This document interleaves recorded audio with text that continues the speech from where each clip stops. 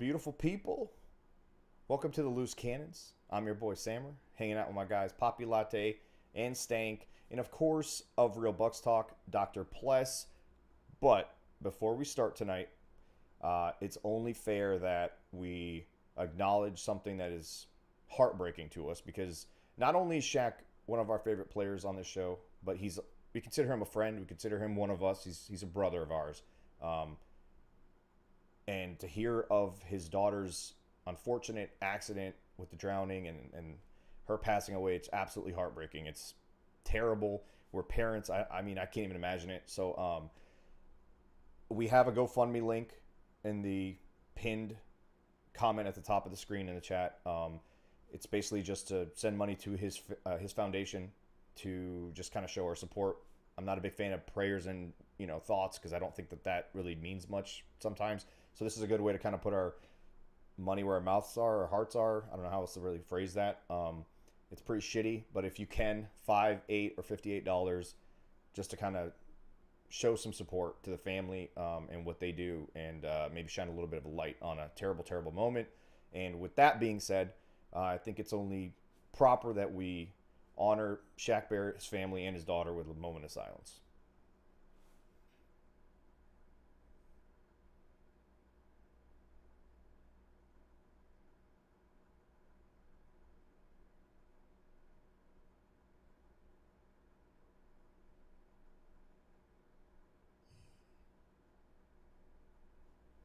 All right. That sucked. We had to do that, but we have to be human sometimes. Anyway. All right. That's a terrible way to start the show. I'm so sorry, but that's just life, That's reality, man. I think I speak for a lot of people. It's been on my mind all week, and, it's football, but, I don't know. I don't know. I've really had a hard time putting words around it. But I appreciate you doing that, sending the link out, and obviously his charity is important. So, man, I appreciate that. You shared it out there with everybody. And look, I can't even fucking talk right now. It sucks, but at in times of the such as these, I think that what we do is a good way to give people a little bit of an escape. It gives us an escape to be able to talk about this and kind of forget things that are going on and just kind of focus on shit that's absolutely not important in life. Yeah. As much as we love the Bucs, plus this stuff is not important. Whether the Bucs win or lose, or who they draft, that stuff's not really important in the grand scheme of things. But with that being said, we're going to try to do our best to make it entertaining tonight, obviously, as always, and give some of you a little bit of escape from what's going on here with this terrible, terrible news that we had to hear about on Sunday morning. All right. With all that being said, Pless, welcome to the show. The Bucs just completed the 2023 NFL Draft. They drafted, I believe, 8 Hall of Famers, if I'm correct. What's your overall thoughts and I don't want to say grades, but what do you think of kind of the approach to 2023 and what is considered a remodeling year for the Bucs? Not so much a rebuilding in my sense, but what do you think of what went down over the weekend? Yeah, before I get started, I just want to thank you for that, to start the show off. Obviously thinking about Shaq and, his family. So definitely will be making a donation myself. I encourage, people in the chat, to make a donation if you can, and help him right now through this very difficult time, and show him support, because right now he needs it, and his family needs it. So yeah, definitely. And also I want to thank you guys for a great time last week at the Arians Foundation, the golf tournament. It was a lot of fun. I had, the opportunity to meet a lot of people that usually don't get an opportunity to meet. And it was really special. So thank you guys for having me. It was a honor. And as far as the Bucs, I think the offseason is going really well. I think they are getting younger. They added more speed over the weekend, added more athleticism, really changing the approach as far as how they're going to play defense, especially with Cancey, a smaller guy, a guy that, typically doesn't fit the mold that they're looking for, but now they're adding a piece where he can really rush the quarterback, get after the quarterback, and affect the game that way. And I think it's going to be really fun to see. And then, Cody Mock, offensive lineman that can run block. That's something they want to do on offense. They're going to run the football with Rashad White. And then, adding more edge rushers and Yaya Diaby. I think that's great. Athletic guy. You add a linebacker that can play special teams. You get a tight end and Payne Durham, who I think can, be a tight end too and help you in the run game as well. Red zone target. So they did a lot of good things. I really like the draft and how they approached it. And, for the off season right now, I think they're in a good spot heading into, training camp. And obviously there's going to be more moves to be had as we, move forward here. Did you see that guy's mugshot? The tight end, that is? Or was that just sort of like a regular picture? Because I would not want to run into that guy in a dark alley. Holy Pull that shit up on your phone, I'll tell you. That guy looks scary. It is actually frightening, bro. I want to know why he looked like that, first of all. And maybe that's why Jason drafted him, because it's why he drafted shit out of me. I was gonna say, he saw that picture and he said, I don't even need to know what you guys I don't even need to know what you guys think of this guy, but this guy looks like a dog. This never works when you do this. Bro, he doesn't look like a dog. He looks like he eats dogs. Okay? He looks like he harms dogs. I would draft him strictly on the facial hair, honestly. And I don't even want to look at the picture, bro. I'm scared. I don't want to see that picture anymore. Menacing look? Holy shit. Speaking of menacing, Dr. Pless, we were doing the live draft show. Bucs put in their fucking pick for this Cancey guy. No one fucking knows.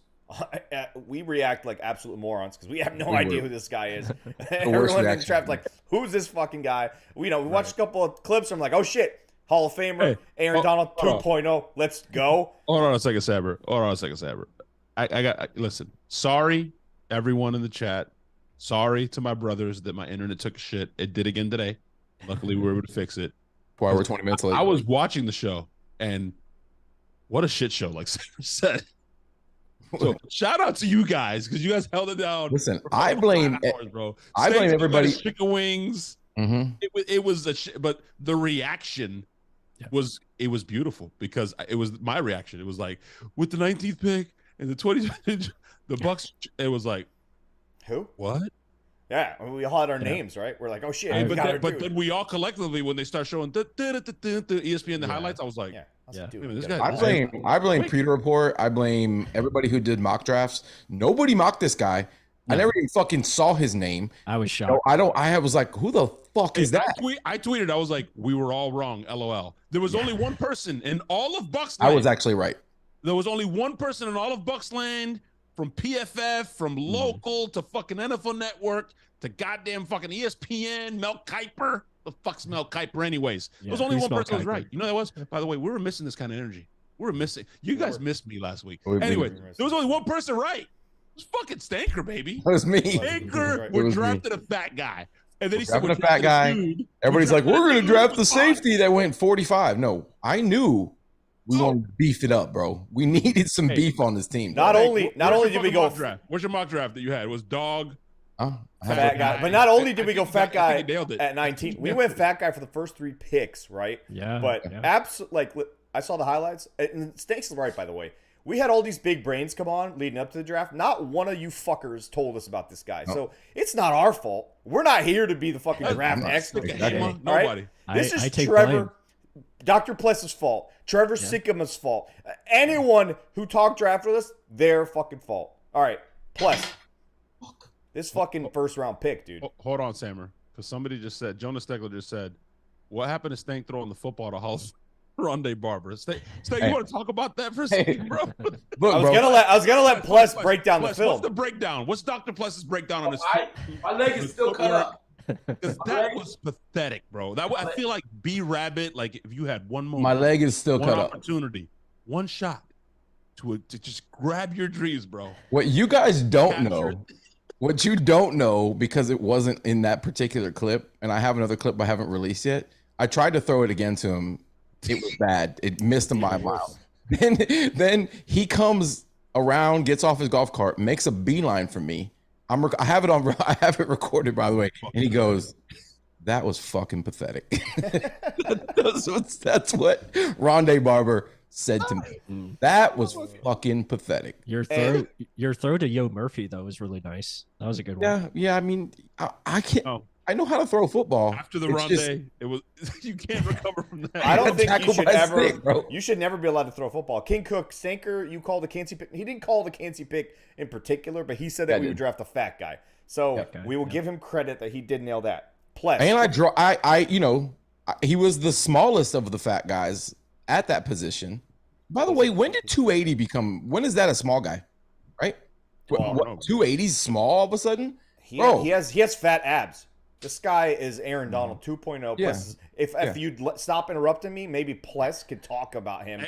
Breaking news. Breaking news. I just got a text message from JC Cornell. He said, "Wow, guys, I had Cancey. He did have Cancey in one of his mocks. I didn't know that. Okay, well there you go. He did have Cancey, bro. Screenshot it and put it in the text right now. Shout out to JC. He had it. I remember he sent it to us. He did have it. Bro, by the way, JC is like in fucking Acapulco, right? Like somewhere like drinking, sipping pina coladas. He's not. That's tomorrow.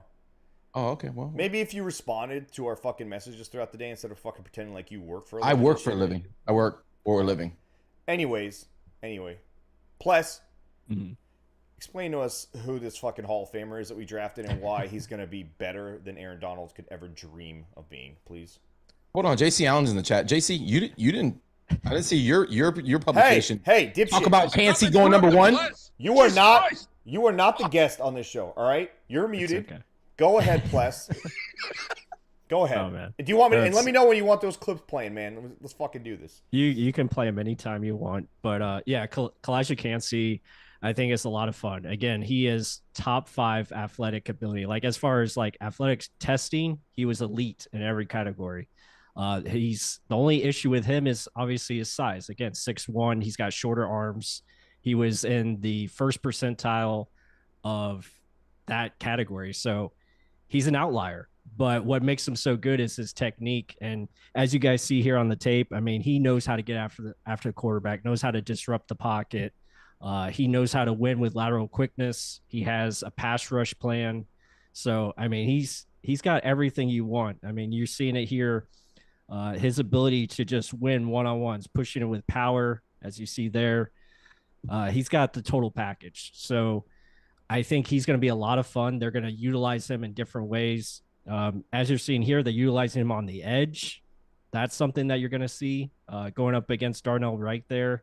So, and again, watch the spin move there, being able to go back towards the quarterback. So he just understands nuances. He knows how to play this game. He knows how to study.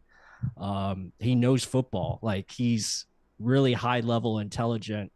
And he's going to bring a lot to the game, motor, everything you want from a defensive tackle position, but also add that versatility where he can play anywhere along the defensive front. So it's going to be a lot of fun to see him next to Vita Vea and these other guys that they're going to, put next to him. Logan Hall now is going to change probably to more of a 4-eye position where he's going to play that William Golston type role. And Calijah is going to be the 3 tech, and he's going to have an opportunity to get a lot of pressures and sacks. And that's what they want from your draft pick. Hell yeah. Those are awesome fucking highlights. Listen, you guys want to see more of those highlights? You have to go to Real Bucs Talk on their YouTube channel. That was only a snippet of what Pless is going to break down and showcase on our future Hall of Famer, another defensive Hall of Famer drafted by the Buccaneers. Plus, how does this guy end up making these other guys around him better? Like, how is this going to impact what Vita Vea does, JTS, obviously, and, of course, Shaq Barrett kind of coming along a little bit more with his injury now that it feels like he doesn't have to hit the ground running as quickly, in my opinion. Mm-hmm.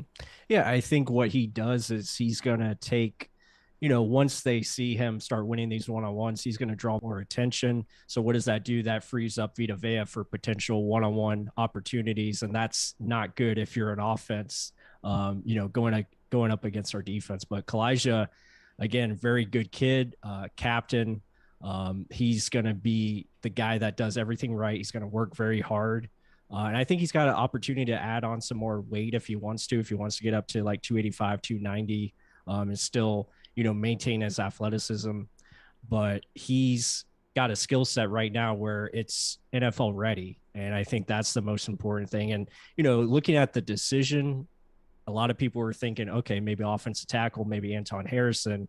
But when you look at Cancey, and personally, I had him as like a top 15 player in this draft, and I didn't think the Bucs were going to take him because, again, it didn't show up in the past as far as thresholds. Like I talked to you guys about this on the draft show. It's like usually they look for bigger guys, 6'4", 295, 300, but they're changing their ways. And you see with the Logan Hall pick last year, they want more guys that can be athletic and more dynamic to affect the quarterback, push the pocket, be disruptive. And that's what Cancey can do. And I mean, 4'6", 740, the guy's elite athletic ability. And I think he had a 1.6 10-yard split. So super fast off the ball. So it's going to be a lot of fun. Well, plus, obviously, you had no clue who the guy was. I did no draft research. But as soon as he was drafted and I started watching clips of him, and then after the draft, hearing our general manager mention this guy's name, that guy right there? Yeah. See that number? And John Randall. Right. That's immediately. You mentioned John Randall, though, too. So. Yeah, he did. But that's immediately who I thought of when I saw him. Like, holy shit, this is a pass rushing free tech, which is very difficult to find, which is why you don't see guys get drafted at that weight typically to play that position, because there isn't very many of them who could do it. We drafted a guy named Brian Price, years ago when we drafted Jerry McCoy, thinking he could be that guy. Right. And he fucking blew out both of his fucking quads or whatever, hamstrings. But no, I'm excited, man. Yeah, and you're right. He's a dog. He's like a knowledgeable guy. If you listen to him talk, he takes his craft very, very seriously, which is exciting because he's a very mature kid. Yeah, it's crazy how similar like him and Warren Sapp are, because you look at Warren Sapp coming into the league pretty much the same height and same weight, which is crazy. Obviously, Sapp added more weight to his body as time went on, but a little too much at times, a little bit too much. Yeah, a little bit too much. But again, he was still so dominant, with this athletic ability, and that's something Kalijah is going to rely on it because. And that's the thing, like that's the beauty of it. He understands technique so well. He understands leverage. It's something he already has because, again, he's low to the ground. Mm-hmm. So his ability to win, not only in pass rush, he's still a very good run defender. And he still can do a lot of good things in that regard. So it's not like you're losing much when they, try to run against him. And what they're going to do scheme-wise is they're going to keep him pretty much singled up. They're going to find ways to keep the double teams off of him, which is going to allow him to do what he does best. And I don't think they have to try too hard. Just you have to double team Vita, right? Right. Otherwise, he's going to destroy whoever's in front of him, which leaves this guy one-on-one. Plus, Bowles likes to do all kinds of exotic shit and bring guys from all over the place. And I'm sure Cancey's one of those guys who he can bring anywhere. He's fleet of foot, so don't be surprised to see him drop back in coverage. But what he does is rush the passer, man, and that does free up the linebackers a little bit because we like to bring the linebackers a lot. But if you're getting pressure with 4, that's the Tampa 2, right? Like if you're able to rush 4 and not have to bring the pressure, it just makes things so much easier for your defense. And absolutely. And the secondary. The secondary. I tweeted this morning. The 3 happiest guys right now are freaking Antoine Winfield, Carlton Davis, and Jamel Dean. Hell yeah. Right. What it allows you to do is you get to play man coverage, right? Because now you have that ability to have 2 safeties back to help out because you're only rushing 4. So it allows, Carlton and Jamel Dean do what they do best, which is press coverage and gives you opportunities for the turnovers. And that's the name of the game. That's what they want. They want to get more interceptions. They want to get more, takeaways and obviously put your offense in a better position. Yeah, and I think the few times we had Donnie on the show, just one little quick thing. No, you're good. I was gonna say a few times we had Donnie Abraham on the show, he used to always say the same thing. Was like when he played with Warren Sapp and Simeon and those guys, he said I knew that they only had a few seconds before they had to get the ball out, so I could take more chances. I could jump. I didn't have to worry about covering my guy for 5-6 seconds, so I could just sometimes even almost leave him open a little bit and just kind of stand in front of him, hoping that the ball comes. He said I had chances because of that. I can't imagine how opportunistic we can be now. We have 2 really fucking good corners that we paid, and we have Antoine. These guys are gonna be able to jump all over these balls, and we love when guys get hands on balls. Go ahead, Love. Jump all over balls. Love it. Squeeze them. Squeeze them. Grab them. Advantage of it. Hands on balls. Yeah. Big Plus Ryan Neal, the addition of him, I think that's going to be huge. He's basically going to be the Jordan Whitehead, of this defense. And that's what they need, a strong safety that can play in the box and be that extra linebacker out there. And yeah, it's going to be a lot of fun. I'm hyped about it. No, I was going to say, I think it was Bowles that said it. Correct me if I'm wrong, Pless, but he's never had a guy quite like this, but he's been trying to find a guy like this. Yeah. This combination of, usually, like you said, the guys Bowles goes after have a certain, they're over 300 pounds. They're kind of bigger, but this guy's like quick twitch ability. And I hate to fucking use this fucking term because I heard it for years with, you want to have fun and you got the fastest get off in the whole league. Jerry McCoy? He did have a great get off. McCoy. He did have a great. Listen. Terrible. Elite get off. Elite. He has an elite get off. It's stupid. Speaking of elite, but run the commercial. Speaking of an elite get off, more often than not, he could not get off the field. Go ahead, Latte. Finish what you're saying, though. Wow. Run the commercial. What's the run the commercial, bro? Elite. Run the elite commercial. Unfortunately, Loose Cannons is not paying Elite enough to run the commercials. So, That's wow. Just, Okay. That's your fault. Matter. No, listen, people keep talking about it. Run the fucking film. Put Dr. Pless up on the board. People want to see the redheaded fucking ginger. I was going to say. Toothless wonder. I was going to say. Hey, this guy's the new prize of Tampa Bay. I instantly fell in love with the guy, bro. I agree. Ryan Jensen got behind it. You saw what Jason texted. I mean, they are hyped about this guy. Well, you were talking about the Bucs have a type. Jason Light has a fucking type. Yeah. It's redhead with fucking anger, maybe a little bit of fucking mental issues and a big guy. So a big fat redhead with mental problems. That's what we go after. That's what Jason Light loves. Plus, introduce this individual, please. I didn't tweet that shit by accident. No. Somebody sent me, if Ryan Jensen and Co had a baby. Yep. That's what you that was directly from my best friend Jason's fucking fingers. All right, he thumbed that out. Thumbed that out from the war room to us. If Co and Ryan Jensen had a baby, it's this motherfucker I'm about to draft. Like, what? Turn the cordon.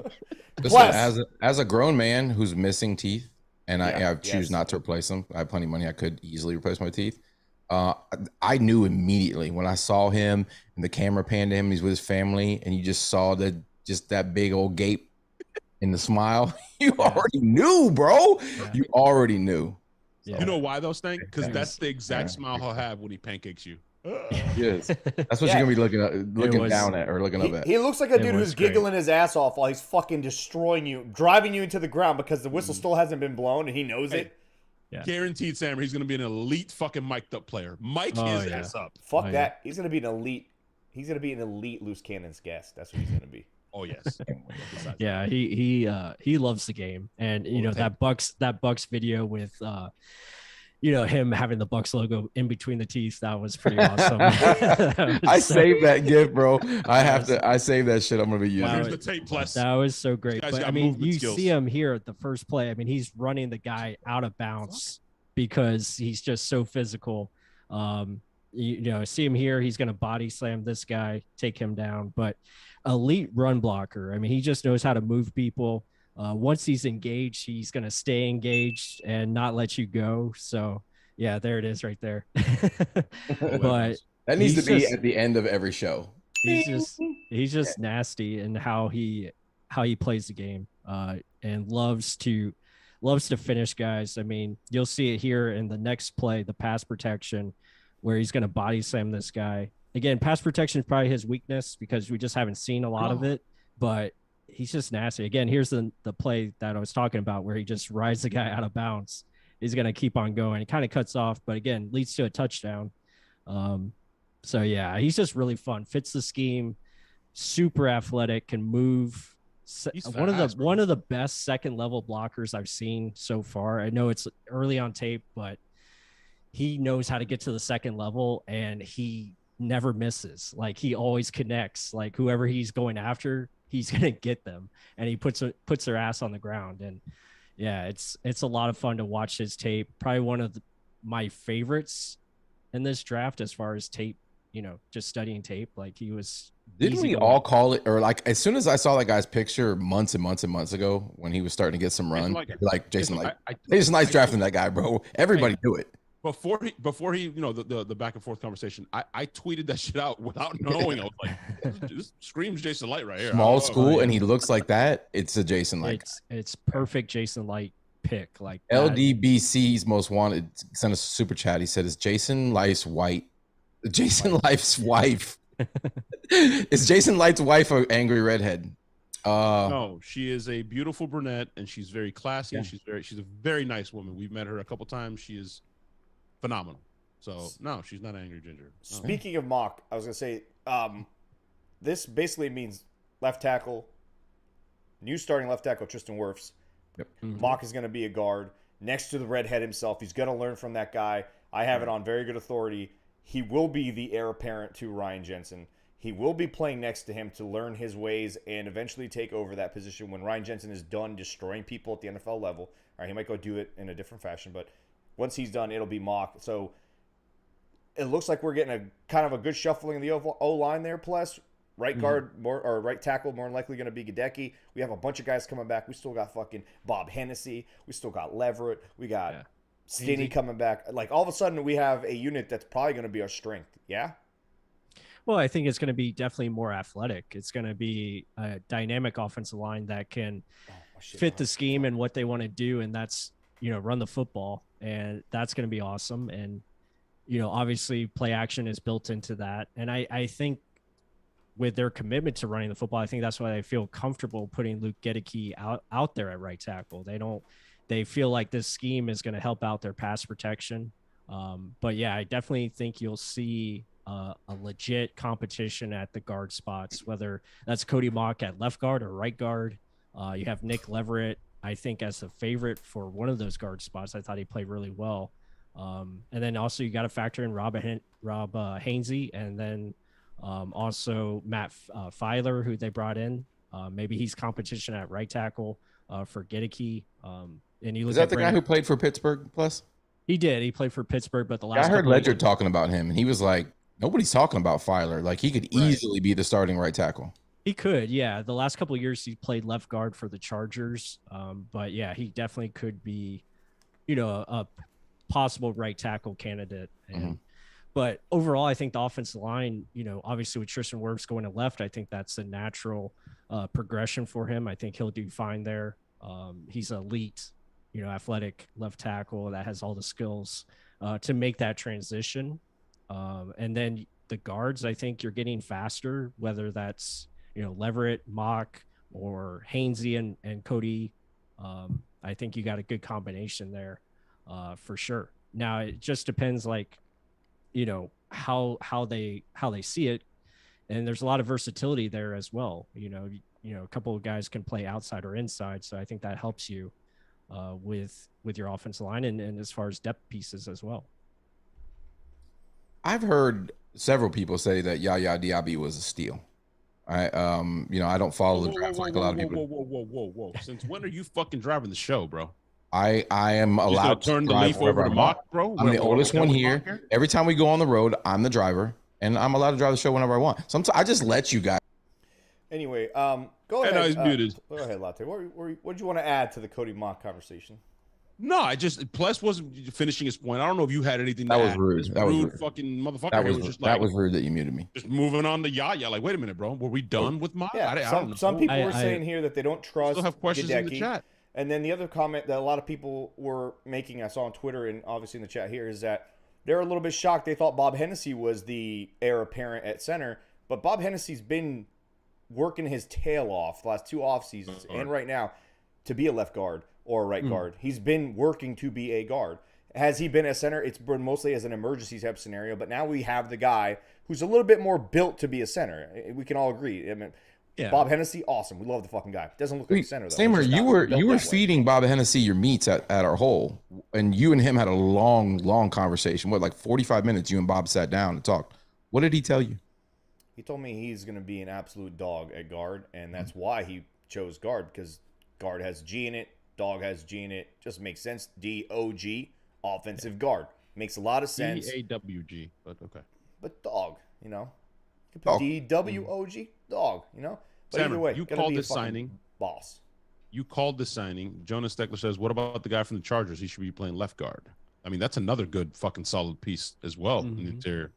God damn. We got depth. We got guys that can play across the line in multiple positions. So, like... Jason was like, we're never going to fucking be using a fucking bad guard again. Fuck that. And dude, you know what's great about him? Flooding the position. He's a fucking steal in terms of what they pay him. And he's fucking experienced, dude. He's played a lot of games for the Chargers. And he didn't play terribly. Like, he was a pretty good... He's like maybe a little bit better than average at what he was good. And he plays multiple positions. We're not going to have an issue in depth. But not only that, we have quality depth. Yeah, oh yeah, we have Stenny, a guy who started many games for us too. So we have some depth. We haven't been able to say that in a while. It's a rare freeing. Nice. All right. Now, Stank, you can ask about the steal of the draft, a man who goes by the name Yaya. Hey, Michael Pless, I've heard, because I don't really follow the draft that closely anymore, I've heard this guy, Yaya Diaby. I've heard his name and steal in the sentence. Like, what? Tell me about Yaya. First, the funnest name ever, right? Fucking the most fun you could ever have saying a first name. Tell me about Yaya. Best name ever, Plus. And also want to add the comp that I keep hearing from is JPP. Is that accurate? Same height, weight. Careful, bro. I'm just saying what people were like height, weight, his height and weight. He's a freak. He's got anger. He's got anger like the other guys we drafted too. Go ahead, Plus. No, I was going to say he's not as bendy as JPP is. JPP was a unicorn as far as like athletic and, size and all that. But Yaya has good, just built like power. Like he is a power brick house. Like he can move people. I think what he needs to learn is just a pass rush plan. That's something that comes with time, comes with development. But he has all the tools, obviously, good and he speed. has 2.5 extra fingers. Yep. Wow. Jesus. But really? JPP had like fucking 6 pixels here. You watch those it. are facts. I mean, they're facts though. At one point, he was And catching balls better. and when than I our saw him at the defensive gala, backs. and I shook his fucking 2 fingers. Still Could big. you tell he sat with us at the gala? He didn't like me very He didn't much. like you. He's hurt. Well, like, what did I do to you, JPP? Why were you mean mugging me at the gala? He and I had a good talk. Yeah, we were talking. Cool shit with Sammer. I think he understood. He could feel the alpha energy, right? Yeah. Myself, the 2 guys on my right, and then obviously JPP and his entourage. You mean your personal pilots? Iron sharpens iron. You know what I mean? Well, anyways, back to Yaya. Hey, roll the tape. Roll the Yaya tape. We got Yaya tape. No Yaya tape, Oh, unfortunately. You got to go to Real Bucs Talk on their YouTube channel to find the Yaya tape. Roll that beautiful bean footage. The tape was limited, but they utilized him in ways where he was mainly lined up inside, like he was a 4-eye, so 4-eye 5 tech. Didn't really get a lot of true pass rushing situations, but when he did, he showed up. Like he showed a lot of good things. So still, he wins with athletic ability. He wins with power. And that's something that he's going to have to develop as a pass rush plan. That's something where he doesn't have a lot of moves. He was just winning with, stunts. He was winning with, just beating his guy to the ball, whether, that be off first snap or, with power, long arm, stuff like that. But really good player. I think he's good in the run game. He can hold his ground. He can hold as far as his gaps and all that. But he has a lot to work with. And I think that's why you take him in the 3rd round, because you look at the athletic profile, it's very enticing. And I think with George Edwards now as the outside linebackers coach, and a guy that has trained, Micah Parsons and, some of these other guys before in the league that have done really well with that type of profile, he could be very good. And I could see him maybe adding on a couple more pounds where you could put him anywhere, up front, and he could be successful. So it just gives you another chess piece. And we'll talk about, Jose Ramirez, who is so... Wait, Latte, can you say that? Can you say his name, Latte? Can you say his name, Latte? Plus said his name. Can you say Ramirez? Yeah, I mean, we got somebody from a baseball player we drafted. Oddly enough, Jose Ramirez. But we're skipping over an important linebacker. I'm just saying he brought him up. He brought him up. Well, I just wanted to make the comparison because you look at Jose Ramirez, his game. Jose Ramirez. Try it again. Ramirez. Roll Ramirez. the R. Pless. Come on. Ramirez. His game is so developed as far as a pass rusher. Like he has all the moves in his bag. Like he can do long arm, he can do dip and rip, he can do everything you want from a pass rusher. Love the dip and rip. Love dipping. Yeah, dip and rip. Dip your wing in that blue cheese. Rip the fuck out of that meat. Rip the fucking wing off. Yes. I long arm it too. I long arm my wings and then I dip. Leprechaun got that shit. He said Baker was ripping that shit. Sure did. Yeah. Hey, can we give a shout out to Leprechaun? He was holding it down, bro. He was. He got the fucking picture. He got the picture. He got the best picture I've ever seen. Honestly, like top 2 pictures of all time. Elite. Him and QB2 eating wings. It was cool. Yeah, I would say elite beer drinker. He knows how to drink. Yeah, it's like water to him, dude. Plus, you notice dipshit right here said QB2, and I know you've been on the Trask. It's gonna be good. It's gonna be a couple. Plus, after that week, who's the leader in the doghouse, bro? From what? I've said it. I've said it before. I mean, it's Baker's show right now. Baker is. They love some Baker right now. Yeah, he's the lead dog, and like I told you guys, it's a perfect fit for this offense. Like his skill set fits the offense to a T. He can do everything you want. You know, bootlegs, play action, move in the pocket, extend plays, has all that capability. So, I mean, yeah, I think that's Trask. I'm such a fan of his now that I actually went in and I've invested and purchased Mayflower Baking Factory down here in Bradenton, Florida. I tweeted a picture of it this morning, talking about checking in on my bread. That wasn't a joke, man. You're a counterbred bitch now. That's all I'm saying. Hey, someone's got to make the money on those counterbred Shout out to Sammer too. I speak for all of us. Shout out to Sammer with the greatest fucking intro I've ever seen in my life. He almost blacked out from screaming so loud. You called him 2-time freshman of the year. You were like, that's how good he is. Don't care. It was fucking the best intro. I had adversity, right? My throat was killing me. I was going through it. And the only way to get that intro out, I had to fucking gut it out. I had to do, I'm an athlete basically. If you're an athlete, you've gone through moments like I looked over, I thought I saw Michael Buffer for a second, bro. That's how good it was. That's how fucking good that intro was. Not I mean, Baker looked over at me and Steak at one point like, Baker, first of all, Baker never met any of us. We never said hello to him. He had no clue what he was walking up to. It's just shenanigans at the hole. He's by himself walking up to the hole, and then all of a fucking sudden, bro. Drinks, shots. Sammer with the crazy intro. Baker never, ever experienced anything like that in his life. You could just tell. Like, he was blown the fuck away. Any type of wall that he had up was completely gone, bro.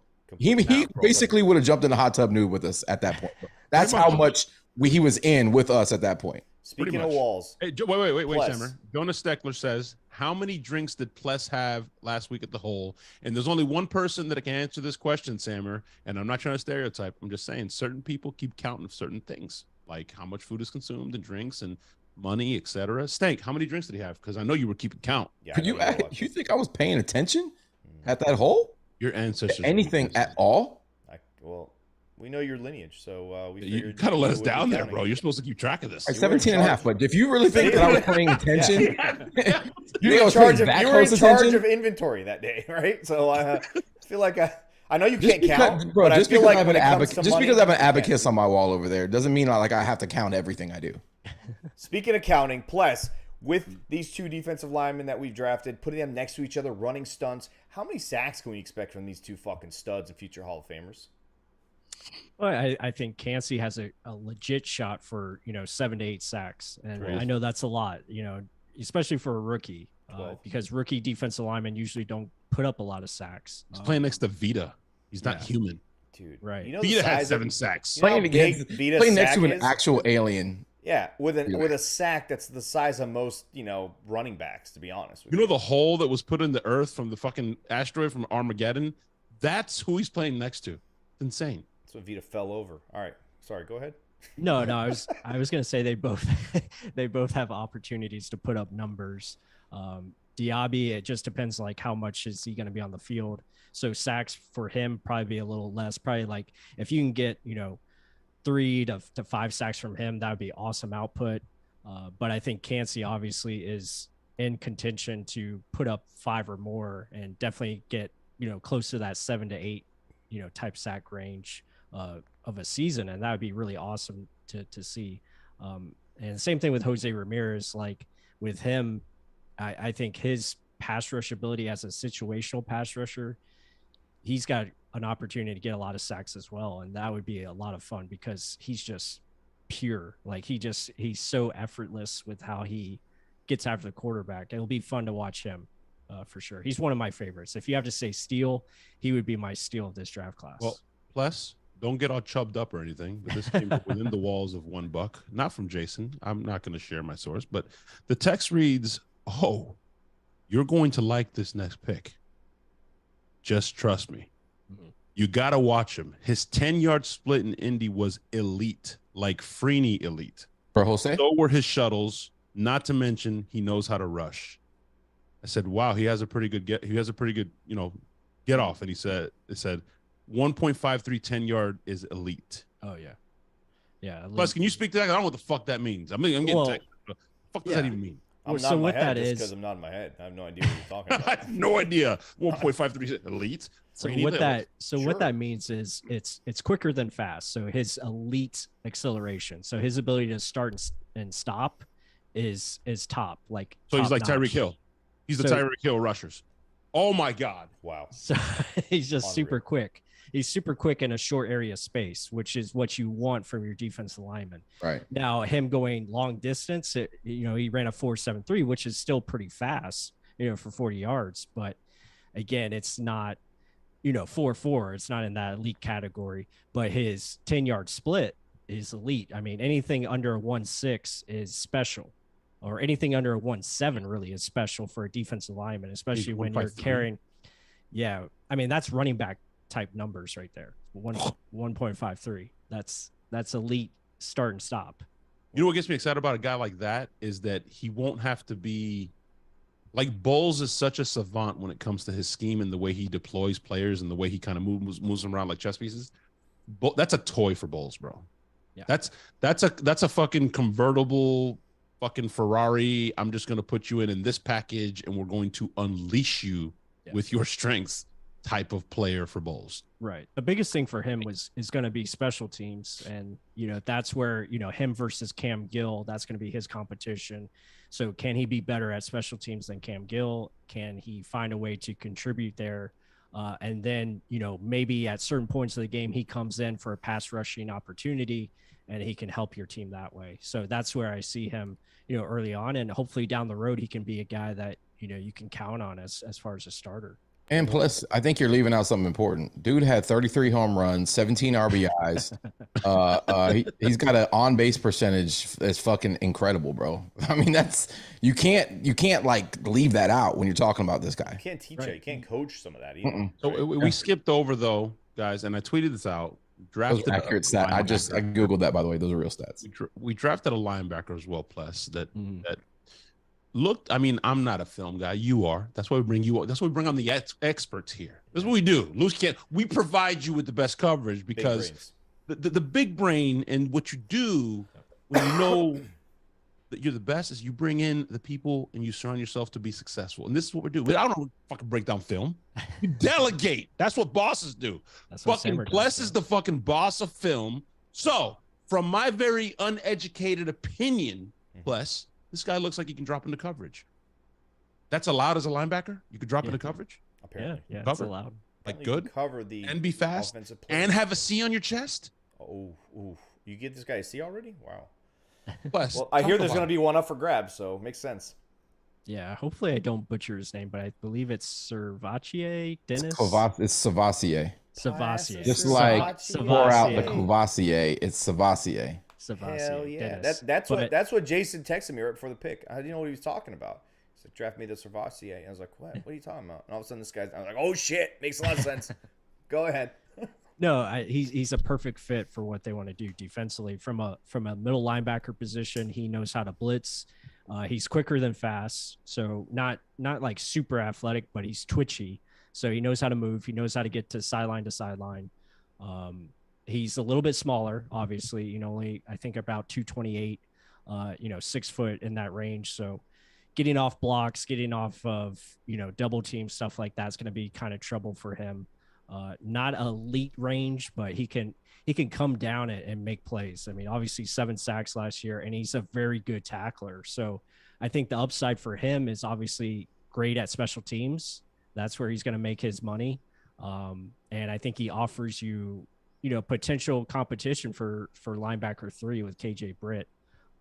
So I think it was a good selection. It adds a role. And I think that's what you look for as far as day 3 picks. You look for guys that can fill roles, and that's something he can do. And the special teams beast. Yeah, special teams. And like Poppy said, he does have ability to cover. He showed it at times. Again, it was somewhat inconsistent, but again, in the scheme that he played in, he was super aggressive. That, Pittsburgh's defense was attacking at all times. So they were sending blitzes in different ways. So from that standpoint, like, he already understands how to play in Todd Bowles' scheme because he's good at blitzing, and he's very sure tackler. And I think that's what's important. And that's what special teams is, right? You go downfield and you tackle. And I think that's something that he can add. And, special teams needs that. That's something that we've lacked over the last couple of years. Hey, talk I about kind all of these. hinted the question, Pless. I kind of hinted it. Now I'm asking it directly. Yeah. So you're telling me you're allowed to drop in coverage as a linebacker? It is You're allowed to do that? Why are you dissing our linebacker, Mr. Champagne Problems, Devin White, bro? Did you hear that, by the way? Did you hear what Larry Foote said today? That was amazing. Did you hear that, Sammer? Yeah. No. What Did you hear that? I didn't see it. No. Larry Foote had his press conference today because the defensive coaches did, and they asked him about the Devin White and the holdout, and he goes, I talked to him. I told him, you're making $11 million this year, bro. Sounds like champagne problems. I expect to see you linebacker. Larry Foote don't give a fuck, bro. I expect to see you at camp, sir. Probably like, hey, listen, Champagne motherfucker. problems. I never once got paid that. Shut the fuck up. I'll see Probably you didn't at make camp. that his entire career, bro. I not only camp. I better see you at OTAs, motherfucker. See you at OTAs. Yeah. I think Sammer, as a matter of fact, I think he did mention that, right? Plus, he mentioned, I expect to see him at the offseason workouts. I hope to see him, OTAs, etc. Camp. Right. Yeah, he said otherwise I'll be sending him clips. If we meet up to go bowling and have pizza, I better fucking see Devin White. That's what I heard from what you guys are telling me right now. That's what I'm hearing. Listen, we've talked about all these defensive players, Pless. We talked about the Ferraris on defense. But, man, can we please talk about – I believe we got ourselves the Scotty Miller replacement. And the guy that can get a fucking upgraded Scotty Brown Miller? A guy who can run after the catch. A guy who ain't afraid of contact. Brown wide receiver 1? A guy who is everything that Scotty Miller was supposed to be. And will probably have us forgetting who the fuck Scotty Miller even is. Let's talk about this Trey Palmer guy. Let's talk about this fucking guy. This guy looks like an absolute stud, dude. Let's talk about this fucking kid right now because I'm excited. Yeah, we have a new WR1 here. What are we talking about here right now? WR1. Yeah, Trey Palmer's intriguing because obviously it's a Nebraska pick and Jason Light from Nebraska, so obviously there's some ties there. And yeah, I think he has a lot of upside. He had a really good season last year, coming, from LSU, and then he transfers to Nebraska and, finally breaks out in a situation where, again, they don't really throw the football that often. Nebraska don't really have, a star quarterback or anything of that nature. And for him to get over 1,000 yards and obviously score big plays, he had 3 70-yard touchdowns. So that shows he knows how to get open down the field. He knows how to separate. He's open by like 35 yards on those, dude. It's like, that dude is fast. Right. Is that the new Tampa Bay Trey? I don't know. Speaking of which, have to ask Trevor on that one. So no offense, Pless. I went to Trevor to be our guest for tonight's show first and foremost because he's a draft expert. He's got no offense to you. You understand that. You know how it works. No, right? I do. And he's got better hair than you. He does. I'm trying to be like him. He actually said no because he is so distraught over this individual basically becoming the new Tampa Bay Trey that he's like, I'm gonna have to kindly decline coming on your show until I feel a little bit better about what happened draft weekend with the Bucs. That sounds like Trevor. So, he's always been about himself. Never been a very humble team player. But you obviously have joined us. Awesome job by the way so far. And you provided clips, which is even fucking better. But yeah, that's why he's not on the show. I wanted to make sure that everyone knew that he was pissed off about potentially losing his @Twitter handle. So I like it. Buck with your girl says he needs to work on his route tree a little bit. Yeah, I what do agree. you say to that, Pless? I agree. No, I agree with that. I think consistency with the route running, consistency with his hands. He did have 10 drops last year, so that is something that has to get better, has to improve. I think, just becoming a more well-developed receiver, so ability to win, on all routes, not just the fly, the go routes. Yeah, but that's all they're going to use him for. Yeah, I mean, that's Mike Evans, Chris Godwin, Russell Gage. It's like, right. Shut the fuck up and run straight, really fast. I'll tell you, he caught over 100. He caught over 100 balls. Not only that, just running one route. He's gonna learn those things from who better? Chris, Mike. I mean, and then on top of that, Russell Gage. Cajones is going to have him running wide open because he's going to scheme the speed open. We're going to see this kid find massive openings, get the ball in his hands, let him fucking do what he does because he's not going to be afraid of getting hit. Gaping holes? Gaping holes. Gaping. You would think his last name was Johnson. That's what I mean. Maybe we should call him Trey Johnson. That's what we need to call him from now on. Trey fucking Johnson. Gaping holes, and he's not afraid of getting hit. He's not going to catch the ball and immediately fall down, and he's probably not going to jump unnecessarily for a ball that's already being thrown in his gut. You know what else is going to happen, Sam? Win. He's not going to be 30 yards downfield and a DB bump him and then fly 5 yards in the wrong direction. Yeah. Look, Scotty looked like fucking Ginobili out there trying to play football. What the fuck was that? As long as he doesn't jump for catchable balls, that you don't need to jump. He doesn't have to. He's not a fucking. It's a big investment, into this pick as well. I mean, they gave up a 2024 5th-round pick to acquire him. So obviously they feel they wanted him. Yeah, they wanted him. They feel confident in his abilities, and I think like Poppy said, his strength is getting open downfield, and that's what you're going to use him for. So if you're using him that way and you're taking safeties away from Mike Evans and Godwin and Gage, obviously that's going to help your offense. So it's a very needed piece that they had to add. Obviously you have Devin Tompkins, who hopefully continues to grow and maybe can be that gadget type of receiver where he can do a lot of different things.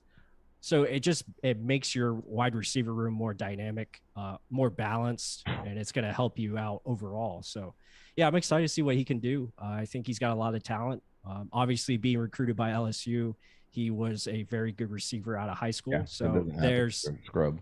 Yeah, he's no scrub. And the only reason he left LSU is because he was behind guys like blanking on names. Who's the Jamar Chase, and then also and then there's I'm forgetting the other receiver's name. But they were heavily talented. I mean, if you're a receiver, they're essentially they're with wide receiver. You weren't going to get much playing time if you were 1, 2, or 3. But who'd you say was wide receiver? You? LSU or Ohio State? I would say Ohio State, bro. Not LSU. No, they both are. LSU's an argument. Yeah, LSU's put out some fucking players, dude. Yeah, Jefferson. Justin Jefferson. That's the name. Yeah. Plus, okay, you're right. Speaking of speed, what do you think of that running back? I think he was an undrafted free agent that we signed. Yes. Sean Tucker. Matter. There's only one RB1 here. It's fine. We still need an RB2. Need somebody to gas, give him a little bit of a break, come out there, do a little bit of this and that. What do you think about that kid? I see a lot of, good notes. I hear a lot of good things about him. Obviously, we're not watching tape. We don't know shit about fuck on this stuff. So that's what I'm asking you. Is he a guy we need to be excited about? Is he a guy that's going to come in there and play that number 2 role, possibly a number 3 role? I know we still got Chase Edmonds. We still got Sneak Vaughn, who the Bucs are they are fucking crazy high on this kid. Even though he's not the starter, they love Sneak Vaughn. Where does this kid fit in? What is he bringing to the table? And did we also get another fucking steal there? What the fuck, man? Yeah. I think they got an absolute steal. He is very talented, super athletic.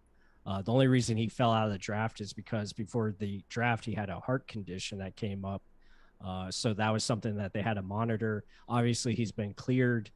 And again, super fast. Ran a 4.3, super athletic, bench pressed, I think 29 reps of 225. So he's got reps. Yeah, he's super. And he doesn't weigh 225. No. He's, so I think about 5'10", 250. Hey, that's more reps than Bijan Robinson. Yeah. Another dog. All I'm hearing is dog. Fuck that guy. We hate hearing these headphones this podcast from Pless is dog. So yeah, Sean Tucker has a chance to push for RB2 reps. I think he's that talented. He's going to push Keyshawn Vaughn for opportunities. But I see him making the team. I think they'll carry 4 running backs, and I think he'll be at least number 4, and a guy that you can bring along slowly. Learn the system. Yeah. Does he have returnability? I'm assuming. I think, yeah. I think they'll give him a shot there. I think him, Trey Palmer will have opportunities to return. Obviously, Devin Tompkins. Trey Johnson, actually. Trey Johnson, yes. Supply and demand here says, and I don't want to address this because this is asinine what he's saying. But it is. No, Rachaad White's number 1. Like he's. No, but he said he likes sneak over Rachaad. He says Rachaad White shows no vision and runs into the pile. Did you see our fucking run blocking last year?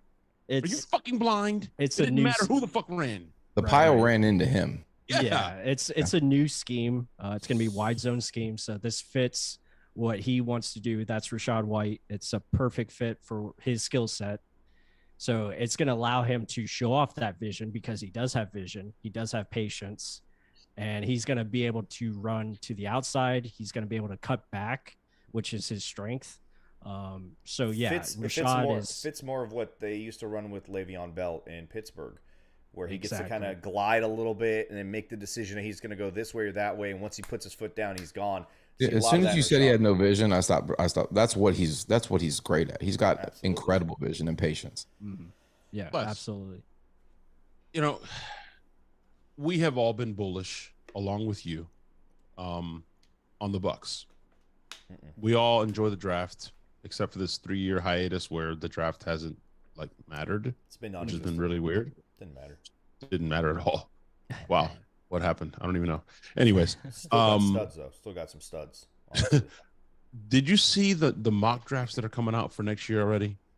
I'd love to get your thoughts on that because they have us drafting in the top 3. I saw one today that had us taking Caleb Williams number 1. Right. I think it was Salty, right? There's no way in hell that this team, just offensively, he named with Mike Evans, Chris Godwin, Russell Cage, Rachaad White, the weapons that we added, the old. There's just we're not averaging 17 points a game next year again. No. We kind of know what happened with that.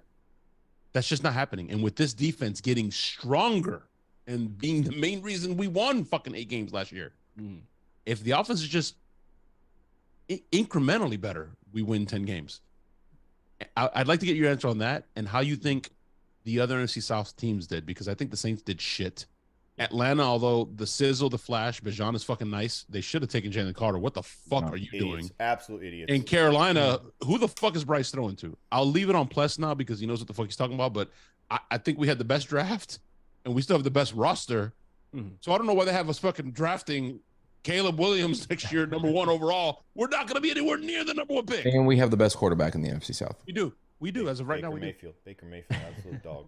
Go ahead, Pless. Sorry. He's won a playoff game. Derek Carr hasn't. Fuck you, Saints. Sorry. Yeah, I talk about it, on my show all the time. It's like you look at the defense. The defense is still really good. It was really good last year for what it had to work with. And especially when you had an offense that didn't do them any favors and left them on the field a lot. It left them tired. And you look at this team, you still have a very good core. You still have very good pieces on both sides of the ball. I think the coaching staff has improved. I think you've gotten addition by subtraction with the departure or the firing of Byron Leftwich, and now you bring in a guy in Dave Canales who understands how to really game plan and how to put together an offense that is going to surprise a lot of defenses coming up this year. I think especially in the first half of the season, this offense has a chance to have success.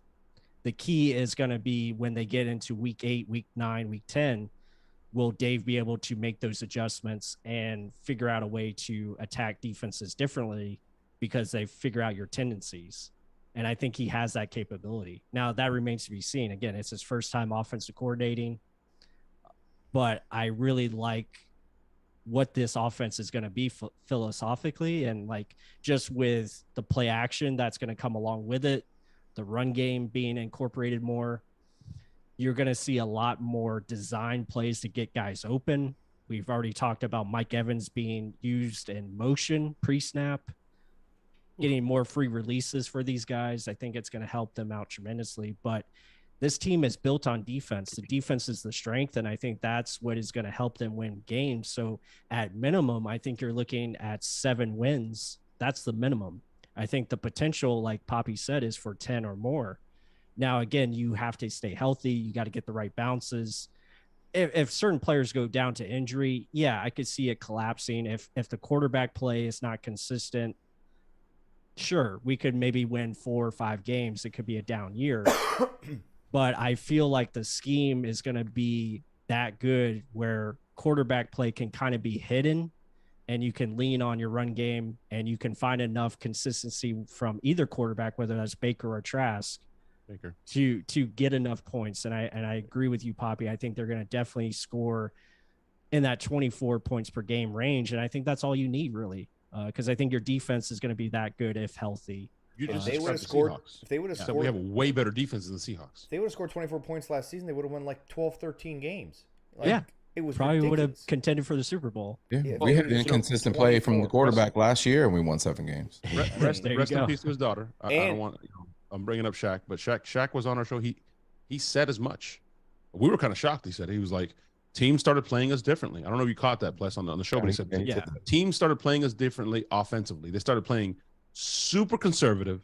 Right. And they were basically saying, your offense is going to fuck up, or you guys are going to get tired. Yeah. We're going to bank on one of those. You guys are going to get gassed out because your offense is going to stay on the field long enough to give you guys rest and sustain drives, or they're going to fuck up. So we're just going to play super close to the vest and safe, and they got gassed. Yeah, I mean, you saw it in the Baltimore game, and that's why it was kind of crazy that Baltimore came out throwing. It's like, why are you throwing the football when you should just be pounding the rock, wearing them down? And that's what they did in the second half, and obviously got enough points to win. Because our offense, like you said, just couldn't get anything going consistently. It was just inconsistent all over the place. And it was a mess behind the scenes. I mean, that's been well documented. I think Tom was frustrated. Everyone was frustrated on offense because of the direction or lack of direction from the offense coordinator. You have Todd saying, run the football more, do this, do that. And there was just, ignoring what you're being told. And it led to a lot of issues. I think Stank and I talked about it earlier today, and I think you're right. I'm excited about it. So are you. So is everyone. Mm-hmm. But I think the key is going to be on Dave. Yeah. Can you adjust and play chess? It's going to be all fun and games the first half, but when people get film on you, like a quarterback, like any player, can you adjust? Plus, you still don't get to the NFC South. What do you think about the NFC South? Quick overview. I made a bet with a Falcons fan. We're going to finish above them, and that Baker or Trask, really Baker, is going to finish with better stats than Ritter. I'm good there, right? I'm good there. I think you're good there. NFC South, again, it's wide open division. I think they've added some pieces. I think Carolina's probably made the most improvement because I really believe in Bryce Young. I like his ability. He's going to fall him one time, and he's going to just retire. He's terrible fall from Vita Vea from absolutely. Yeah, that's true. That's true. But flattened. They have one of his own offensive linemen falls on him. He's in trouble. Yeah, they're gonna have to peel him off the ground. Sorry, Looney Tunes style, and then blow into his. Sorry, Pless. Yeah, he said the cartoon I envisioned. Yeah, yeah they're gonna have to blow into his thumb to get him back up, and he's like, "Oh shit!" Right. Or he's just gonna. All right, Pless, go ahead. No. I just feel like they've made the most improvements defensively. I think they've made strides there. The Falcons will be interesting. They're gonna run the hell out of the football. They have probably one of the best offensive lines in run blocking. And Bijan Robinson's going to get a bunch of carries. He's going to be They do. They don't have really a good defense. So that's going to be their weak point. I know they've added Calais Campbell and some other guys, but again, Calais Campbell's 75 years old. Yeah, he's getting older. He's 76 actually. And somebody that I was listening to today said after Drake London, okay, they got Pitts, you got Drake London. I like them both. But outside of Drake, if they lose Drake to a fucking hamstring, yeah, they're done. Who the fuck do they have, bro? Their third receiver, Scotty Miller. They still their don't third have receiver, Scotty Miller. We've seen that project. They don't have anyone to throw the ball to those people. And then lastly, Calais Campbell, by the way, is the Udonis Haslam of the NFL. Just fucking retire, dude. Just go away. Sorry. Okay, wait. Silence. He's gonna get to the Saints. The shittiest draft of them all. Absolutely terrible. Yeah. First of all, fuck the Saints. But yes. as far as the Saints go, I think their problem is coaching staff. I don't think they have good coaches, and I think that's where their downfall is going to be. Derek Carr is very average met to me. I don't think he raises their offense whatsoever. Their pieces on offensive line have gotten older. I think they're going to have some struggles up front there. And obviously with Kamara, Kamara being a question mark and distraction, that leaves them in a tough spot. Receiver wise, again, I don't think they really challenge anyone. I mean, Chris Olave, okay. I mean, but I just don't see it where they're in their draft. I mean, they take Brian Brzee, who I wasn't high on at all. I don't think he's that good. So they didn't really do his last name and they thought he was like, oh, Breezy.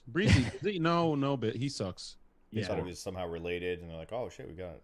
Plus, I appreciate you saying that, by the way, because it's always fuck the Saints on this podcast. But it would be incorrect of me if I didn't say, at least that shithole of a place was classy enough to tweet out kind words for Shaq. I will give them that.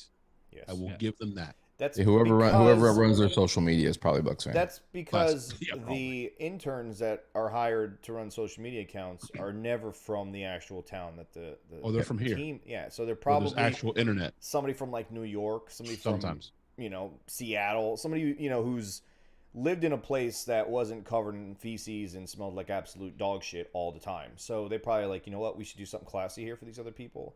And Jonas, I'll take that bet, Jonas. He says, I guarantee Bijan doesn't get 1,000 yards. They're going to feed him. He's going to get 400 carries, bro. He's getting 1,000 yards. Yeah, I feel like you can get him you could force it, but that doesn't mean they're going to 1,000 yards isn't even hard anymore. It's 60 yards a game. It's not even impressive. They don't have a quarterback. They're going to be running the ball. Jason Light saw that pick. He said, all right, cool. I'll just fucking draft fat guys. I'll draft all the fat guys just to fucking stick it to Bijan, bro. What the fuck were they doing? They needed defensive. Jalen Carter, bro. They're fucking idiots. And he's from Georgia. I mean, it would have been fuck are you doing? Said the Eagles got every Georgia player. They have 5. They have 5 from the 2021 Georgia championship defense. Like, what, dude? What the fuck? How is that allowed? Thanks. You just said that Bijan's going to get, like I said, 400 carries, and he's a beast. They don't have a quarterback.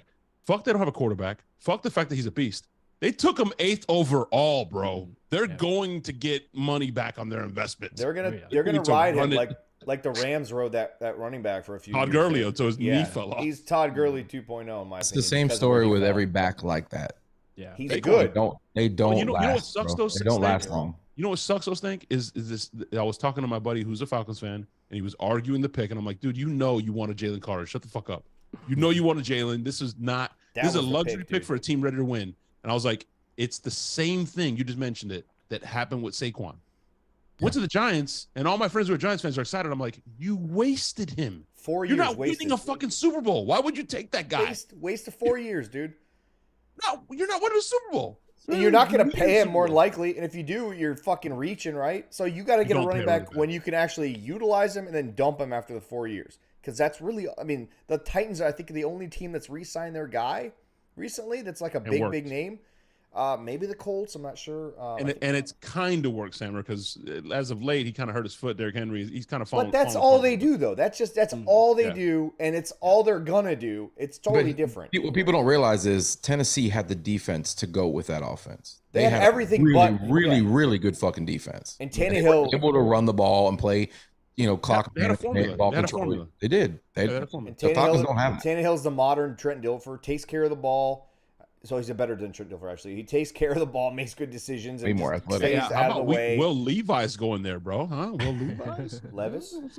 Levis. That's a good fit for him. How about every quarterback went in the same division? All every single one of them. That's right. Yeah. Jonas Steckler, Sam, will you incorporate Bucs designs and logos with your new elite clothing gear? Absolutely not. I'm not trying to get sued, bro. That's copyright infringement, sir. Not doing that. Totally different deal. Pless, do you have a couple minutes to take a couple calls, and then we'll close out the show? Yeah, sounds good. Why not? We'll go to the 407. He's been waiting for a while. He or she, or whatever gender they prefer to go to. 407? 407. This is P&P, baby. You're on with the Loose Cannons. Oh, yeah, might be. What's going on, gentlemen? How are we doing this evening? Oh, it's the Loose Cannons. I told you. The champion. The first Champion. ever Loose Cannons. We should have started off the show with that. I don't know what you guys call yourselves, but you're the official Loose Cannons golf team captain. All right, go ahead and speak about your trophy. We're going to go with the Loose Cannons golf team. That's what we settled on. So, I didn't want to keep you guys too long, but I just wanted to bring up two quick things. One, doesn't it kind of feel nice? And I'm going back to what Pappy said about, the draft talks for next year. How nice does it? Whoa. I'm sorry. I'm not Pappy. Pappy's like an old man, bro. I'm sorry. Pappy Gilmore? I like that. Pappy Gilmore. Hey, we might have found something there. No, we did not. What Pappy was saying was, about them saying like we're going to pick in the top 5. Doesn't it kind of feel nice after 3 years to be viewed as the underdogs again? Yeah, doesn't it? I mean, I love it. It feels right, doesn't it? It does. It does. It feels like things are back to normal now. We're not in this weird multiverse. The second thing, and Stank's going to be really mad at me, but up until last Tuesday, I was sitting on the fence about the Baker Trask. Like who's going to be the alpha, who's going to win, and I was really on the fence until last Tuesday at Innisbrook, and you saw it. Basically, I've got some info. It's going to break a lot of Trask fans' hearts, so I have to preface this.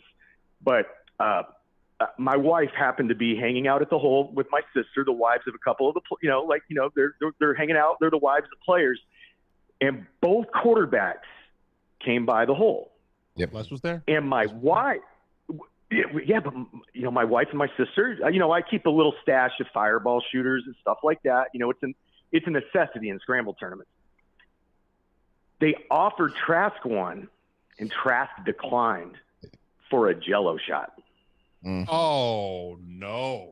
Yeah, it goes deeper than that actually. Who's really the frat boy? Latte knows the story. I don't think I've told Samer yet. I'm not trying to throw my boy under the bus though. But you got to. No, that's fine. Go ahead. I'll let you finish.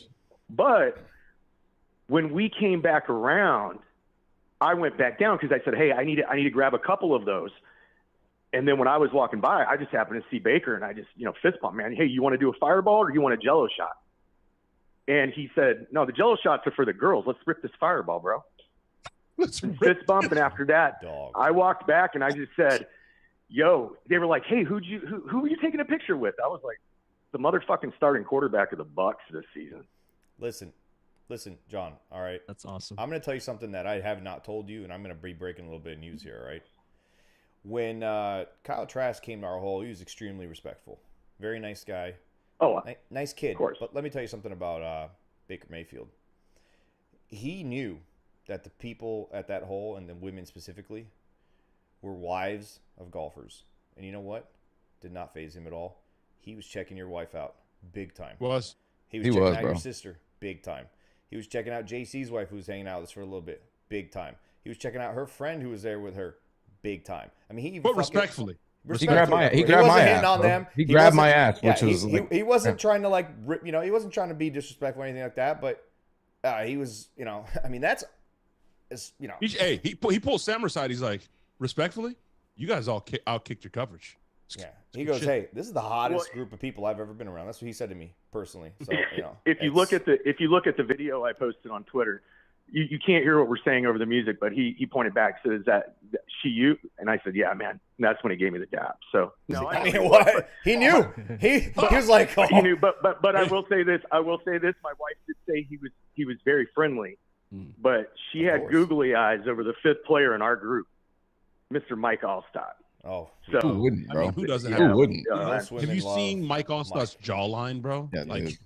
Who wouldn't have Google? He was. Are you kidding me? He was like an Adonis out there, man. Like and you got to think of how old he is, the shape that he's still in. I mean, I think we were like halfway through the tournament, and one of the guys joked around and said, "Hey, you want to put on some pads and just like go run through somebody or something like that?" He was ready to go. But I'll let you guys get back to it. Wait, John, before you go. Yeah, John, before you go. They don't call him the A train for nothing, bro. Be careful. Before you go, John, hold on, because I find this interesting, and this is public information, right? This isn't like some secret. The media was out there. They were, Samer, who was Kyle Trask golfing with? They put these players in groups, right? Who was Kyle Trask golfing with? As a matter of fact, I think his group left them behind. It was bad. They just left. I don't know. Who was he? I don't know who he's golfing with, and they just left, right? You remember that? Remember recall that? They just left. I don't think they even knew he was a celebrity. Who was Baker Mayfield golfing with? That's all you got to know. Piece piece together. Who was he golfing with, Sammer? Do you remember? Honestly, I don't. I don't remember much because I was doing that amazing intro. Darcy I actually- Blazers. I was Oh, gonna yeah, say, that's I right, knew who that's he was right. golfing with. That's The right. Glazers. That's he, right. was, he was golfing with Darcy Glazer. That's all you gotta know. Yeah. Hey, this They- is competition. They love Okay. the kid. They love him. I love him. I mean, I'm not a Baker Mayfield fan, but when you meet him and you like, hey, this kid, he's got something, man. And he wasn't accidentally the number 1 overall pick. He wasn't accidentally the quarterback who ended the 19-game losing streak for the Cleveland Browns. By the way, this is for He John. wasn't accidentally a 2-time freshman of the year. All right, that doesn't accidentally happen. Hey, this clip right here. This clip right here is for John. Okay, loose cannons, fucking champion. I don't hear anything. I'm sure you'll get your second belt. But listen, I've spent a lot of time, Joe, slaying everybody in the company. Backstage, I'm starting fights off everybody. I've ridiculed everyone on the roster. I just want to say from the bottom of my heart, I'd like to take this chance to apologize to absolutely nobody. The double champ does what the he wants. That was Baker at her hole, actually, wasn't it? That was Baker at a hole. That was John after he won. He's like, I'm gonna take this opportunity to apologize to absolutely fucking nobody because I'm the fucking loose cannons champ. Hey, and Fuck listen, all you guys. LC Leprechaun also reminds us, Kyle Trask ran over the power cord that ended up turning off the music running to our DJ, by the way. It was him? That was So what happened. true. All So right. true. So It not did only happen. is he not an alpha, didn't the hear guy that. is I absolutely didn't know No, about it was him. zero He zero did. awareness. Has no idea what's going. I mean, you would No trust awareness. you would trust a guy like that in the pocket with guys running in after him Pless, trying to where's kill the him. pocket awareness, bro? You None. gotta see the cord, No, bro. You no can't- DJ court Oh, awareness. That's a huge fucking flag. When Sammer, you're at a I party, guarantee you. does Party anyone time. like I the guarantee guy you. who's bumping into the DJ and getting the music turned off? Absolutely nobody likes that guy. It's Nobody. not that Sammer. He's the guy that rips the cord on accident. For sure. Nobody went to his birthday party. No, Birthday no. party? He probably fucking I went. Accident prone. I mean, this guy, who knows what? I don't like it. No I don't like it awareness. at all. He's gonna trip over his own shoelaces going on, Keep down, my on a boy. 5-step drop. I mean, come on. Who are you trying Keep to? doubting Come my on. boy. Okay? Yeah, we are. All right. Hey, Stank is running out of arguments. He's like trying to doesn't- keep steam. And That listen, one killed it. That was I'll it. admit it. Baker he was like the party. Did I have to bully Kyle into drinking alcohol at our hole? I did. Okay. Did I had to grab Kyle and be like, "You're gonna eat our meat"? I did. But you know what?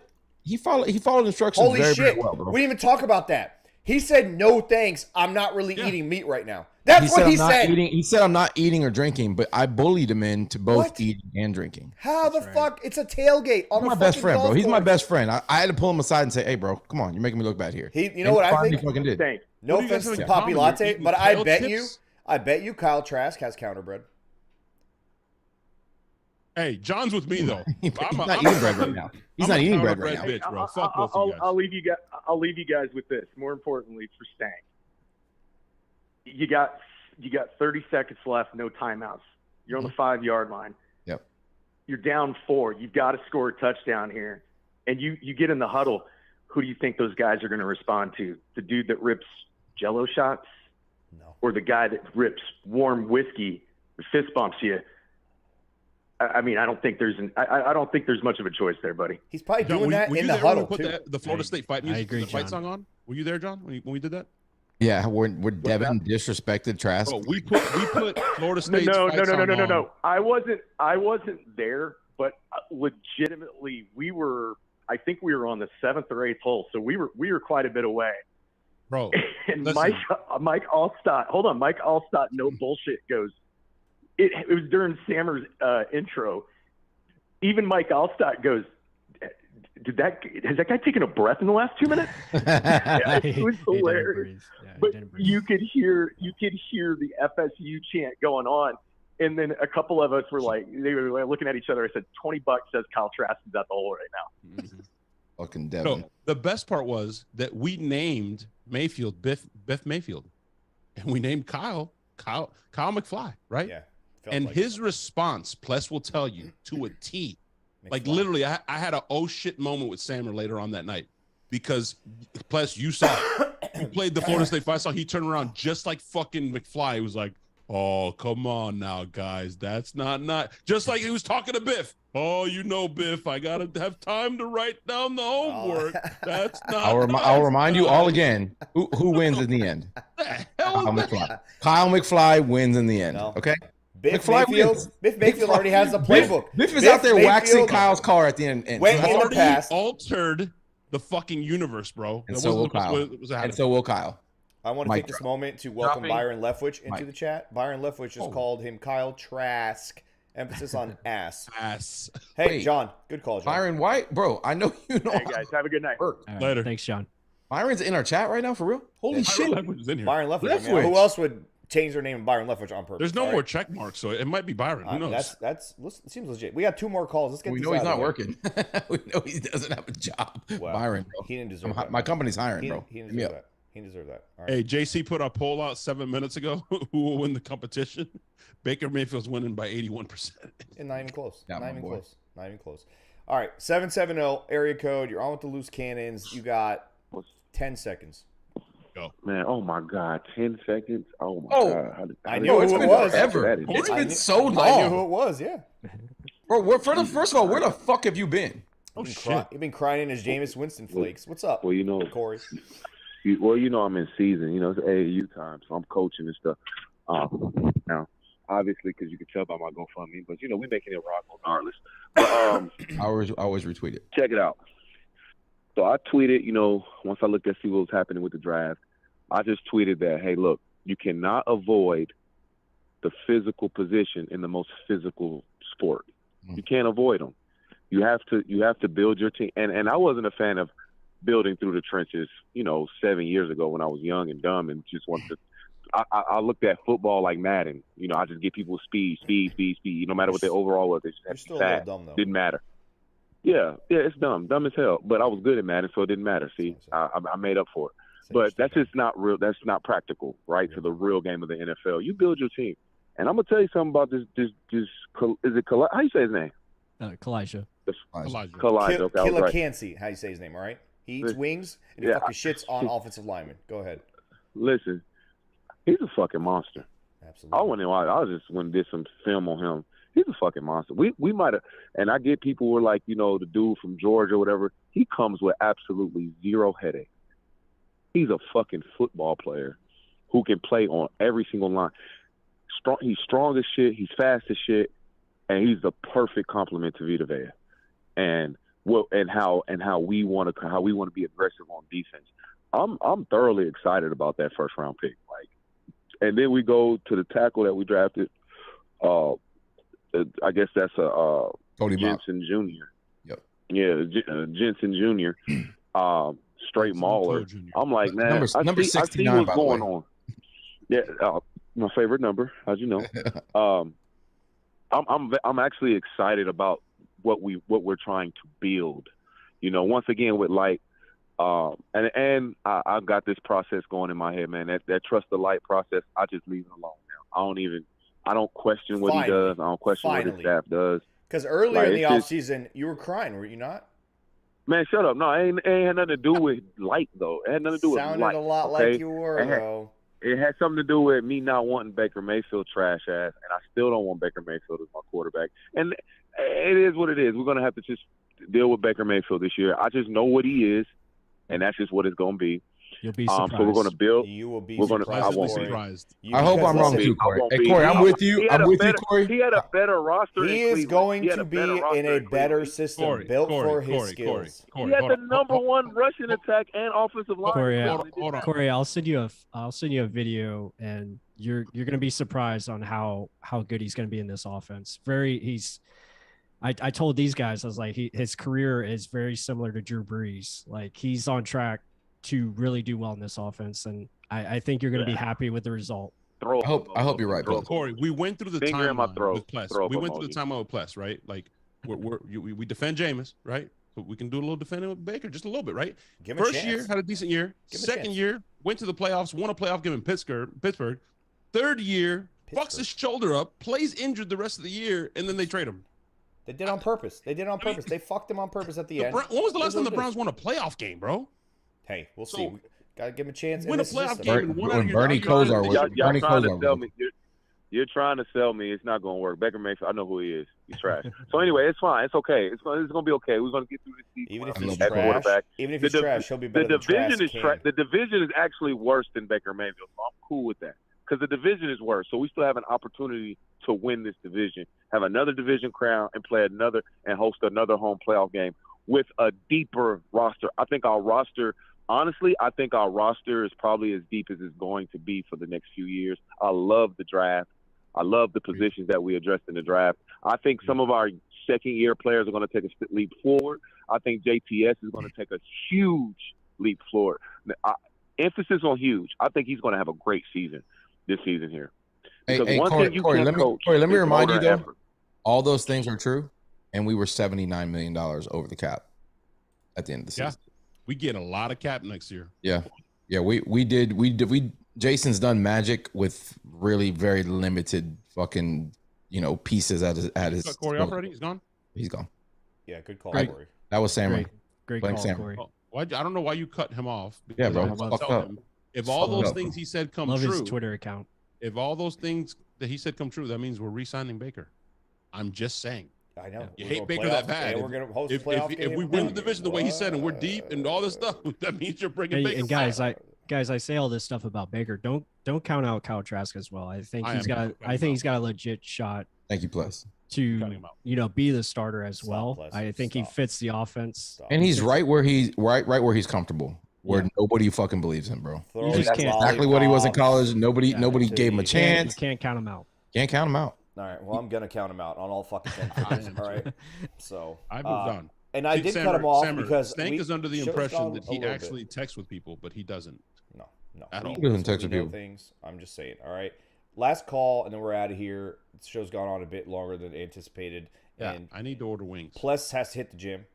I got food waiting for me. So build the shoulders. Yeah, man. I mean, fucking look awesome, dude. I can only see from your collarbone up. You look great. You look awesome. Thank you. You see it the whole, bro. You are in the shape of your fucking life. You look great, Pless. Yeah. Huge dick too, bro. Sorry. Congratulations, bro. He walks kind of like with a limp, right? It's the big dick limp. It's weird. I'm proud. Yeah. I'm proud of my 6 inches. So. Wow. From the ground. 813 area code. You're on with the loose cannons. That's just girth. Close out our show. Let's go. Fucking hit this out of the ballpark. Oh, baseball deal right there, huh? Out of the ballpark. Y'all better send Stank his fucking flowers when Trask wins that job. Baker is phenomenal. You should know this. Jeremy, I think, right? That's the question. Can Baker stay healthy? Yeah, you know who I am. Can Baker stay healthy? That's the real question. What's up, Jeremy? Can Baker stay healthy? Hey, well, with a guy like Mock and Ryan Jensen and Tristan Wirfs, I mean, these guys in front of him, fucking Wirfs. I mean, what are we talking about here? He could probably have 20 to 30 minutes to throw each pass if he really wanted to. Maybe Baker only needs a little bit of time. Hey, I will say this: has Kyle Trask ever? Baker better succeed, or he's out in the fucking league. Has he ever thrown a successful Hail Mary? No, he hasn't. Baker has.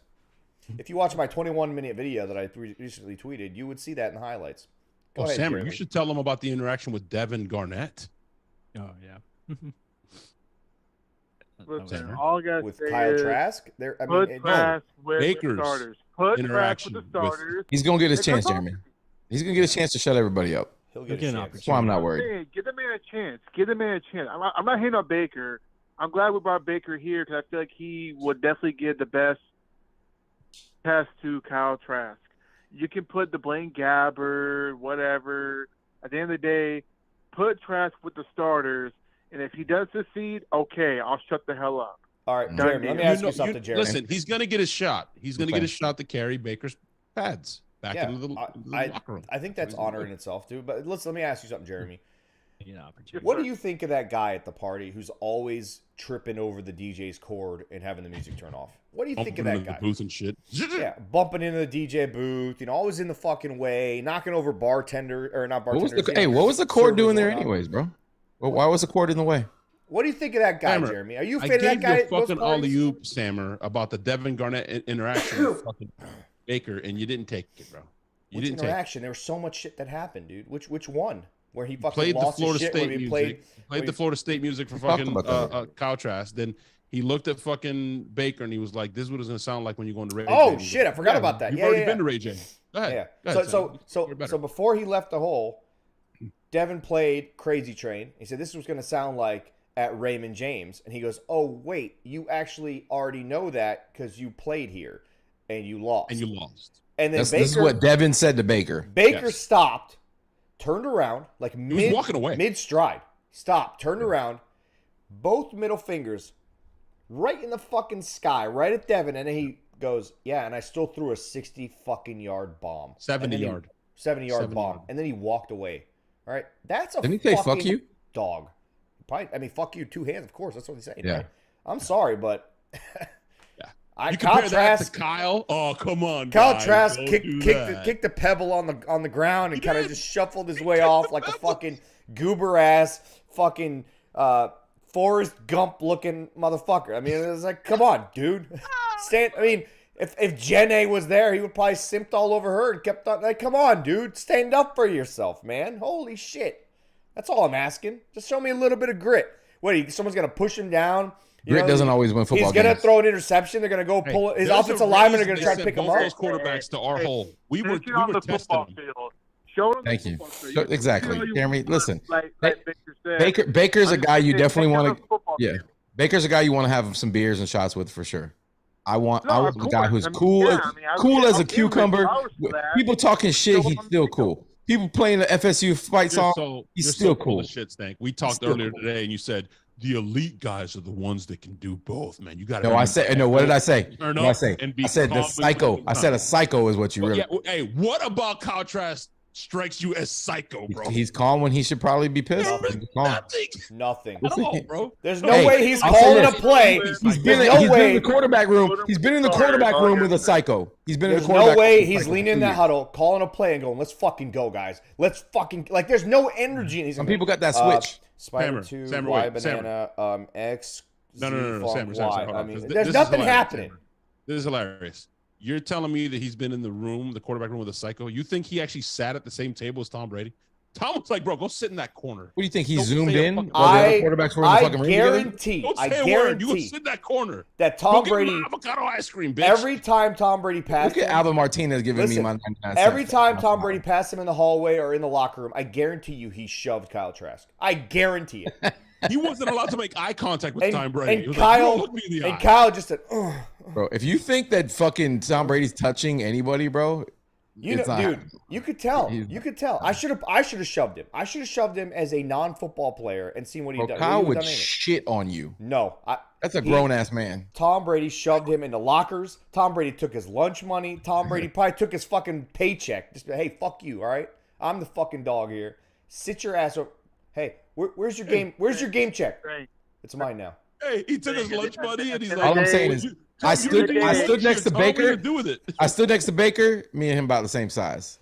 You stay next to Kyle. You're like, damn, that looks like a quarterback. Tom passed Kyle Trask in the cafeteria. Just flips his fucking tray up, and everyone's laughing at him. Shaq and the guys, Devin, they're all just fucking shitting on him. Trask is getting bullied, dude. He's Corey from Boy Meets World season 1 and 2. All right, everyone took a shit on him. What did you just, bro? Did you just make a Boy Meets World reference on this? Hell yes. And you don't watch? You've never seen Star Wars and fucking Goonies and fucking Get the fuck off the show. That shit was 90s TGIF, all right? What you're talking about is 70s, 80s nonsense. This show's over. Boy Absolutely Meets World. Bye, everybody. Yeah. Bye. Hey, Pless, awesome. Let people know how they can fucking. Hey, Jeremy, well, Jeremy's still here. You're still here, Jeremy? No, me probably listening, but I just want to throw this out there. Pless, Bucs Talk, thank you for all you do. Peter Report, thank you for keeping us updated throughout the whole draft process. And what are we, fucking chop liver? Yeah. You're giving this guy his fucking props on our show, literally. What's the logo in the middle of your screen say? That's the last. Goddamn. He's like, goddamn. Yeah. Hey, don't get all wallowy and Kyle Trask on the show. Go ahead, right? Jeremy. Go ahead, Jeremy. Go ahead, Jeremy. Don't listen to Sammer.